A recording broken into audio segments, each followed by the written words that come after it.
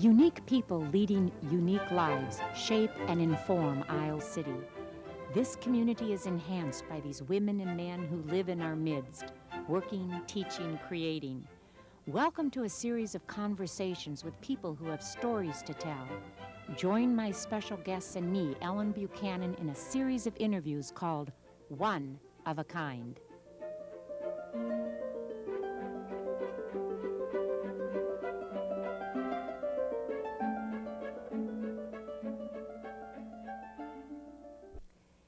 If you've lived in Iowa City for a time, chances are you've shopped at John's grocery store. Located on the corner of Gilbert and Market, this store is owned and operated by John Alberhasky, my guest on One of a Kind. John bought the store in 1948, and it's been a family-run business ever since. There are now 3 generations of Alberhaskys working at the store. John and his wife Irma raised 7 children in our community. He was born in Iowa City on September 9th, 1918, and his first family lived in a house not far from where John now lives on Jefferson Street. Except for his time serving in World War II, John's energy, caring, and focus have been directed towards his family and his Iowa City business. He's a storyteller, he's a former scout leader, a member of a band. He delivers groceries to homebound customers. He's a businessman, husband, and father. Thanks, John, for being my guest. This is going to be fun, I know. Like I said, you grew up in Iowa City. That's not right. far from where you live now. Just down the street block. What did your father do? My father was a carpenter. And had 6 children? Had 6 children, yeah, and 5 boys and 1 girl. And all but one of you live in this area. That's right, yes. What's the one who doesn't live in the area? Where did he or she go? Well, my brother Bob is an internal medicine specialist down in Louisville, Kentucky, and he has spent his productive life down there. Down there. Now tell me, you went to St. Mary's. Yes. And graduated in about 1937. Is this where you met your wife? Yeah. It was around graduation time, and I needed a date, and I spied her, and I cornered her on the steps of St. Mary's, and asked her for a date, and she accepted. She accepted, and yes. the rest, as they say, and the rest is history. Is history. Yeah. So you were married then soon after high school? No, see, that was 1937. We weren't married until the last day of 1940. So we had about a 3-year courtship. Okay. Off and on. Off and on. So in 1940, yes. You were drafted? No, the war started in 1941, September of 41. It wasn't until September of 42 that it became perfectly honest or evident that I was going to end up in the service. And I had a friend of mine who was back from the Navy, and he says, John, volunteer into the Navy because the Navy takes their bunk with them and they take their food with them. But if you get into the Army, you'll spend the time in a hole in the ground. So I went and I patriotically volunteered into the Navy. And you were shipped out? And then they sent me to Navy Pier. I was in Navy Pier in Chicago for a while, and then they sent me down to the University of Illinois to go through diesel school. After diesel school, I was shipped out to Pearl Harbor to go aboard the USS Salmon. And the day before I got there, the USS Salmon went out, and so they detailed me over to the rest recuperation camp, what just happened to be the Royal Hawaiian Hotel, and to presumably wait for the Salmon to come back in. The USS Salmon was sunk, and of course they didn't acknowledge that for almost 3 years, and so they kind of lost me at the Royal Hawaiian Hotel. So why did you miss the ship? What happened? Well, it was one of those flukes? It was just one of those flukes. The ship we were on just got there a day late. Of course, there was thousands of sailors on it, and they weren't all going to the same destination. Mine was a unique destination, submariner, and I just missed the boat. You just missed, well, we're certainly glad you did.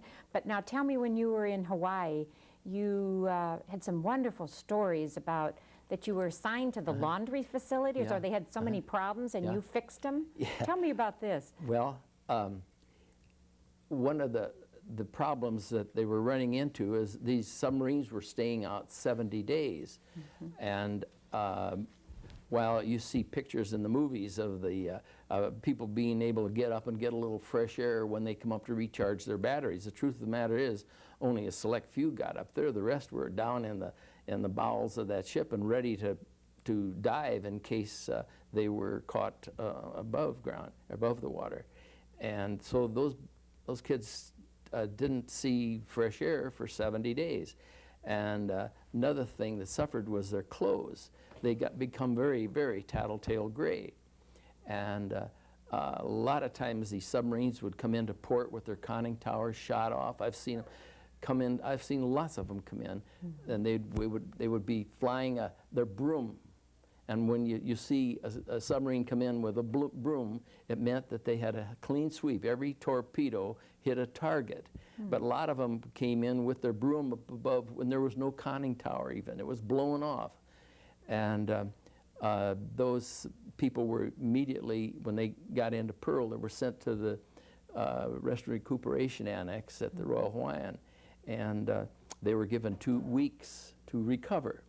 Well, their clothes were so tattletale gray, and the Army and the Navy didn't, it was pretty much like it is now. One hand don't know what the other's doing, and they were arresting those kids and throwing them in the brig for their 2 weeks. Well, the commander there at the hotel decided something had to be done about that. So he reopened a laundry that the hotel had used in peacetime. And my roommate was selected to run it. He was a great big Texan, and there wasn't anything he couldn't do, and so he seemed like the ideal choice. Well, I think there was 8 submarines come in at one time, and they all brought their clothes up there. There wasn't room for him to move around in. And this particular afternoon, he came back to the room and he says, I'm going to give it up. I'm going to go down and tell the captain that I'm all through. And because it was extenuating circumstances, he could do that. And I followed him down. And when he told the captain he wouldn't do it, I said, I'll do it. And so I took over. And there wasn't enough facilities in it. And so I went to Mrs. Kahanamoku, who was the USO lady in the that was stationed right there at the hotel. And I asked her if there wasn't any other washing machines that I could get. And she says, well, John, she says, you know, all the washing machines are shot and they can't get parts for them. So I said, well, if you can get me a washing machine, I'll get some parts. So she got me a Bendix washing machine, first automatic washing machine I ever saw. And I installed it and I took it all apart and found the the gears were all broken. And I took the broken gears out to a friend I had at the submarine base, and he made new gears out of Monel, a real good product. And I put her back together again, and boy, we really had things going. Then our next problem was pressing. We couldn't do that by hand like that. And when my wife and I were first married, one of the things we did get was a mangle. So I knew about mangles. And so I asked her about that. And she says, whoa, there's lots of mangles around, but they're shot too, John. Everything's shot and you can't get parts for them. So I had her get me 3 of them and took them apart. And I had an electrician that was out at the submarine base, and I had him rewire them for me. And we got them working. And boy, we put the clothes out. You were a hero in that area. Well, we kept the war going. In those clean uniforms, that even the famed Admiral Halsey needed something Admiral quickly. Halsey decided that he had to go to a big function, and he didn't have a uniform either. So he came to me and gave me his uniform, and he gave me about 2 hours, something like that, and to get them washed and dried, and they had to be starched, he said. Well, I had never made starch in my life, so I went to Mrs. Kahanamoku, and she told me how to make starch. And boy, I got a big box of that stuff, and I concocted it, and I put that uniform into it, and then in order to dry it, I took it up on the roof of the Royal Hawaiian, and I stood there like a like a clothesline. Yeah, and until it dried, and then we pressed them and gave them to him, and he was as happy as could be. Well, who is this Mrs. Kahanamoku? Well, the best I can say, I mean, her husband was the sheriff of that county. There's a song about him. I can't think of who it would be. From Hawaii, I mean, or Honolulu. He was the sheriff of the whole area. And she knew how to get most everything you needed. Oh yeah, to she solve was your a real problem. personable person, so she knew everybody on the island, and anybody had a problem, they were willing to do what they could, but everything they had was worn out. Radios was another thing. There was no entertainment. There was no television or any way of entertaining So you people. performed in a group out there. By golly, I had her get me a bunch of radios that were shot, and I had a radio man that could rewire them in different directions, so he could use batteries or not batteries, but tubes that were available, and I would supply these guys with radios. But you also performed in a group out there too for the Yes, sailors. Admiral Nimitz come along, and he said they had to have some kind of entertainment for all these millions of people that were being brought on the island of Oahu going through Pearl Harbor. And so he came to the Royal Hawaiian to get a cast, and I was picked as one of the cast members. And we put that show, Sailor Beware, we put it on hundreds of times, maybe thousands, because we were doing it all the time. Well, while you were in the Navy, Yeah. your wife gave birth to your son. Yeah, our son Bill was born 1 month after I went overseas. And you didn't get to see him for 3 years. First time I saw him, he was 3 years old, yeah. So tell me, after the war, you came home. The next part of your story is you bought Well, the store. when I come home, I was helping my brother in his tavern, and I never really was that fond of the tavern business. I didn't like the smoke, for one thing, and it just wasn't my ball of wax, you might say. And one day, the fellow that ran the corner grocery store just a block east of us came in, and he says, "John, you know, you ought to have that place, because he says, I think you could make a go of it." And so, boy, it was just what I wanted. I had been going to school on the GI Bill of Rights, and our 5th child was born, and I dropped out of college, and in my junior year of college, and I was thinking of something a little more permanent for me, and so just more or less right over the counter, I bought the place from him. And then Yeah. your children have all worked in the store? As they grew up, and they didn't have to grow up very much, because we How put 'em- old? What was the age the Alberhasky had to be we tried be to in the figure store? out that when Tim was 7 years old, he would go get pop cases so he could have enough elevation to run the checkout. He loved it. Yeah. So all of your children have worked there. How Yeah. did you manage like meals, or when did you see each other collectively if you Well, were all working at a Yeah. staggered time? Well, every Sunday at 1 o'clock we would close the store until from between 1 and 4, and my wife would have our dinner ready for us, and we would eat dinner and go for little rides and just do little things together, and that way we had some family life. Yeah. And you managed to go to church, but at staggered times But too? we would stagger attendance at church, so everybody got to go to church and keep the store running. Well, you've seen so many changes. I mean, look at the packaging and just so Yes. many hundreds of different Yeah. choices we have, but Yeah. you've always had that deli, John, that famous deli of yours. Yeah, well, you know, when we first started the store up for a number of years, all of our cookies came boxed and in the bulk, and we dished them out like that. And then, and we sold a lot of penny candy and things like that to the kids down at the junior high. Well, one day I decided those kids should have something besides candy to eat for the noon hour, so we started making sandwiches. And I would put a piece of cold meat and whatever they wanted, mayonnaise or mustard on it, and piece in the cold meat, or in cheese too if they wanted. And I sold them to them for 10 cents. I figured, boy, they can't afford not to eat them.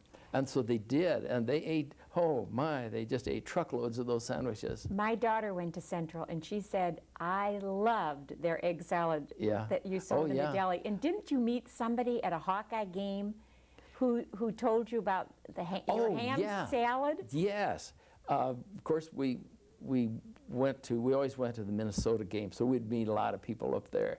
And I met this young fellow one day when we were up there, and he said he was introducing us to his, I believe, to his wife, and he says, "Here's the fellow that put me through college." He says, "I never ate anything but his ham salad sandwiches in 4 years at college, and I thrived on it."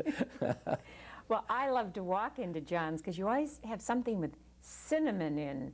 Is that yes? Well, that's because you just the smell of cinnamon.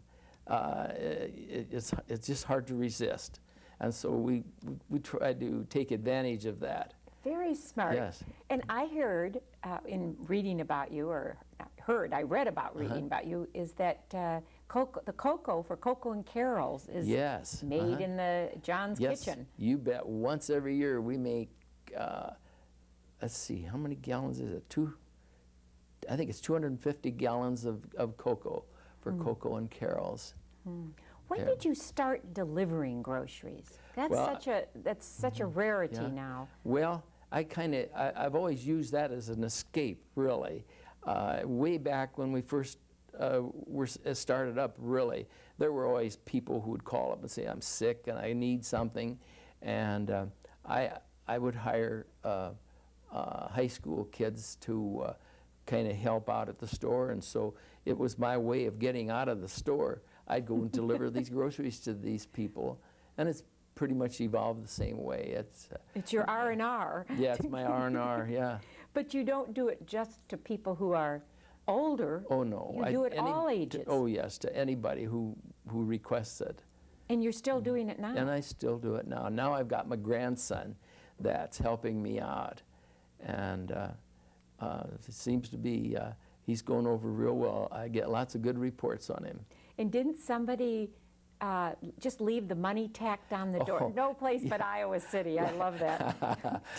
Yeah, last winter, a lady called up and needed some groceries desperately. And she gave instructions that under no conditions was I to come into the house, just leave them outside. So, because she was ill and she didn't want to contaminate me. So when I go up there and there's the envelope tacked to the outside of the door with lots more money in it than she needed, but she didn't know how much they were. So I just made her change and put them back in there. And she was there at the door on the inside, but she wouldn't open it up until I left because she didn't want me to get sick. That was thoughtful. That was. Tell me about, it was about, I think about 12 years I read after you opened the store. You were a husband and a father of 5 children. Your wife became quite ill and had tuberculosis? She developed tuberculosis. Actually, her sister had developed it in Chicago, and she came home and we had the doctor out, and the doctor said that she just had a bad cold, and so she was there living with us, and it turned out she had tuberculosis, and my wife got it from her. And so my wife had to go to Oakdale, and left me with 5 little kids In a store. and a And store. she was gone, I read, 13 months? 13 months, yes. Those were 13 rough months. Who Yep. helped you, John? Well, I would hire different people that would go out there, and they either loved the little ones and hated the older ones, or loved the older ones and hated the little ones. It was never a happy medium. It wasn't. It was one of the low points. Of your being a father, Yeah. I'm sure. Now, Yeah. let's talk about your children. Yeah. I know you're very proud of all of your children. Tell me Right. a little bit of where they are. Well, Joan, our oldest daughter, and she's the one who, when in our formative years, who allowed us to we would take 3-day vacations, 1 day going, 1 day there, and 1 day coming back. And all the time, Joan would be at the store, running the store. And now she's married and lives in Phoenix. She's got 2 children, and her oldest daughter thinks it's really neat the way my wife and I were married on the 31st day of December. And so she's selected to get married this December on the 31st, just because she says, I mean, she'd asked me once, why we picked that day? I said, well, you can't miss, you'll never forget your wedding. That's right. And so New Year's Eve. She took my lead. She's getting me. Oh, getting I know me, where yes. you're going to be Oh, you on bet. New Year's Eve in Yes. Phoenix. Oh, you What bet. a great place to be Yes. in December. Okay, so that's your oldest, She's Joan. our oldest, and then Bill, our oldest son, lives in Iowa City, and he's really the head honcho, one of the head honchos at the grocery store. And then Jerry is the next in line, and he's married and has 2 children, and he works at the store too. He and Bill cooperate together, and then Ron. Ron is next. Well, you've got quite a few to remember. Right. Yeah. Ron has Graf Beverage, and he delivers lots of beverages around town, and we're one of his better customers. I Yeah. bet. And then from Ron, then we have Tim, who's a physical therapist in Des Moines, and then comes Bev, that's B-E-V, B-E-V, I got it. who is in charge of the deli department at the grocery store. Having cinnamon in a lot of her Yeah, rolls. you bet. Oh, yes, their cinnamon rolls go over real well. Yeah. And then after Bev, there's Lori, who's got the cottage, and she bakes a few cinnamon rolls, too. She certainly does. Rouleau, Yeah. croissants.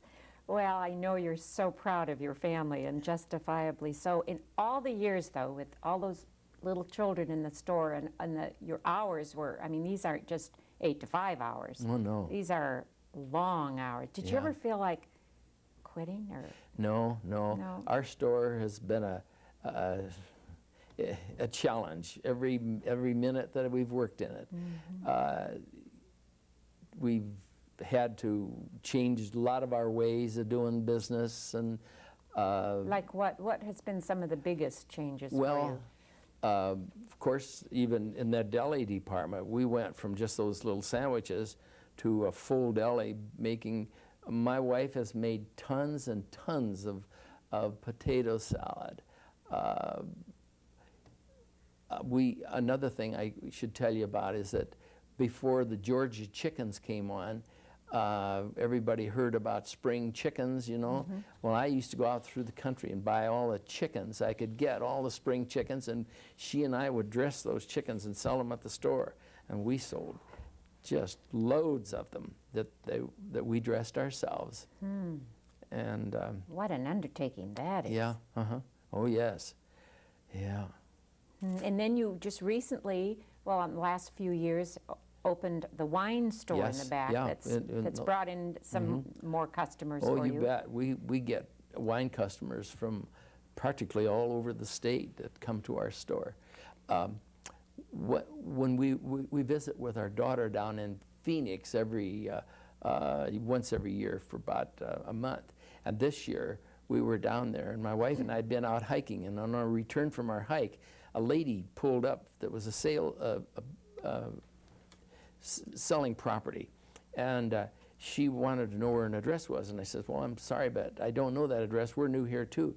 She says, where are you from? We told her we're from Iowa City, and she says, you're from Iowa City? Well, I got a sister that lives in Coralville. And I told her, I says, well, if you ever happen to visit your sister, and she said, oh, I visit her all the time.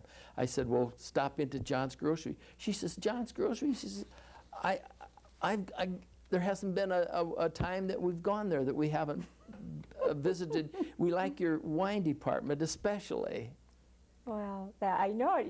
It's like the kid up in Minnesota with your ham. You're keeping him alive with his your ham sandwiches. Ham sandwiches, yes. Well, I want to ask you, looking back in your very full life, who's made a difference in your life? Who's influenced you, John? Well, I can't deny it had to be my wife. She's the prime motivator in our family. Oh, that's wonderful. Yeah. And what about what's given your life really a lot of meaning, or it's given your, looking back, what's given you Well, of course, our pleasure? life entirely, it revolved around our family, our children, and now, of course, our grandchildren. And it's still that way. It hasn't changed. Now that you're semi-retired, what do you do? Are you traveling some? Yeah, well, of course, we go and visit our daughter, and we have a little RV, and we go out the reservoir and make little trips, just little jaunts. And we go to, we have been going to all the away football games, and we tailgate over at Kennick for all the home games. And we go to all the basketball games. Do you have the deli sandwiches from John's at your tailgate and your potato salad? Well, we incorporate that quite frequently, you bet. So you're a big Hawk fan? Oh, yes, yeah. Go to all the football games? Yeah, we have been going to all of them. This year, we're not going to all the away ones. Our bodies are getting overused, and it takes longer for us to recuperate. Now, and you're also playing, you have a little band that and you do so much good and bring so much cheer to the care centers. Tell me about this band. Well, about 4 years ago, they have pork days out at Cosgrove, and they needed entertainment, and someone suggested, why don't we start a little kazoo band or something so we can have our own entertainment, and it'd be a lot less expensive than hiring it in there. And our daughter-in-law is an accomplished pianist, and so she was chosen to run the keyboard, and they had all girls from Cosgrove. Well, come their very first performance, one of the girls was sick, and so they asked my wife if she wouldn't pitch hit, and so she pinched in doing that, and it went over pretty good. And as a result of that performance, we got all kinds of requests to put the show on otherwise, and so I would drive the girls around in my camper to the different rest homes and different places that were putting the show on. And it didn't take long before they started incorporating me into their skits, because they put on a skit for every piece of music they play. And then I evolved as a full member of the Clatter Band. The Clatter Band, and you played the kazoo. And I played the kazoo, yes. Sang real, not good, but loud. Loud, with a lot of enthusiasm. Lots of it, yes. Oh, I bet those people in the homes just love it. Yes, they sure do. You can tell that they like it when you see these poor old ladies that are so old, and they come out and they don't seem to be paying any attention at all. And before long, you watch it, and we watch real close to see what reflexes it's having on these people. And they begin tapping their toes, and the next thing you know, they're clapping their hands. We've even had them join us, come up and get in line with us and join us. Because some of them, in years and years gone by, had done the same thing themselves, and they didn't realize how much they missed it. So they joined us even. Well, John, on that wonderful positive note, I'm going to have to end this interview, and thank you for being my guest on One of a Kind. You're welcome. My guest on One of a Kind has been John Alberhasky, who for over 45 years has nurtured a productive family, operated a successful grocery store, and reached out to many in a quiet and devoted way. John's grocery store is an institution in our community, and many of us have shopped there. My research assistant, Suzanne Richardson, told me that when she had finished talking to John, she was reminded of a story by Kierkegaard, who described a night of faith. Kierkegaard, she said, could have been writing about John Alberhasky. The story goes something like this. If you met him on the street, you would not necessarily recognize him, for he looks no different from any other common person, but his whole being is filled with his devotion to caring and goodness. He doesn't make a show of what he does, but he is good. John Alberhasky, One of a Kind.